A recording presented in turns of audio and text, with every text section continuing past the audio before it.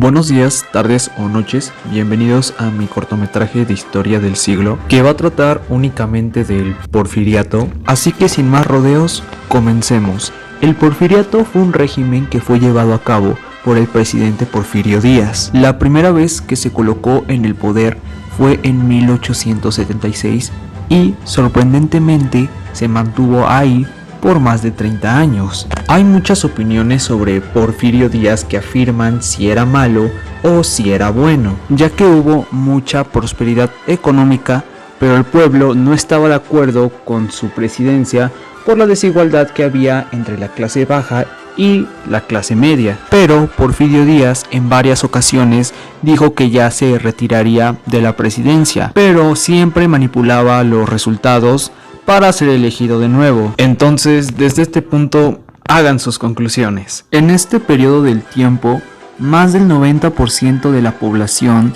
era de la clase baja y se prefería más el capital extranjero que el nuestro, que sería nacional. Y por esta razón fue que había mucha pobreza, y para más que los extranjeros compraron varias tierras y nos pusieron a trabajar a nosotros los mexicanos. Y también sumando que no había leyes que impidieran ese tipo de abuso, pues ya se van imaginando cómo era esa época. Por todos esos problemas fue que se empezó a dar la corrupción y la distribución desigual de las riquezas. ¿Y quiénes eran los que se quedaban con la mayoría de esas riquezas?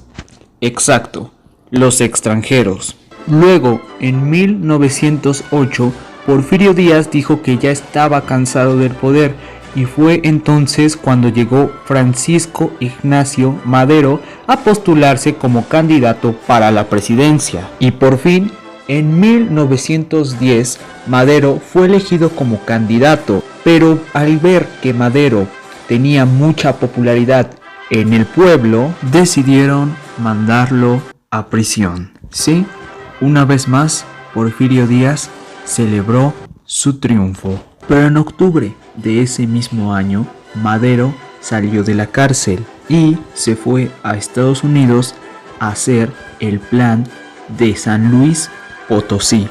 En este plan, Madero les decía al pueblo mexicano que se levantara en armas contra Porfirio Díaz para que se establecieran elecciones libres y leyes para proteger a los trabajadores. Y en noviembre de 1910 se levantaron en armas. Después, en 1911, Madero cruzó la frontera para ponerse enfrente de la revolución, y Porfirio vio que su poder poco a poco fue cayendo. En mayo de ese mismo año, Díaz y Madero firmaron los tratados de paz, y el 25 de mayo, Porfirio Díaz se retiró de la presidencia y se fue. Por último, murió en Francia en 1915. Fin.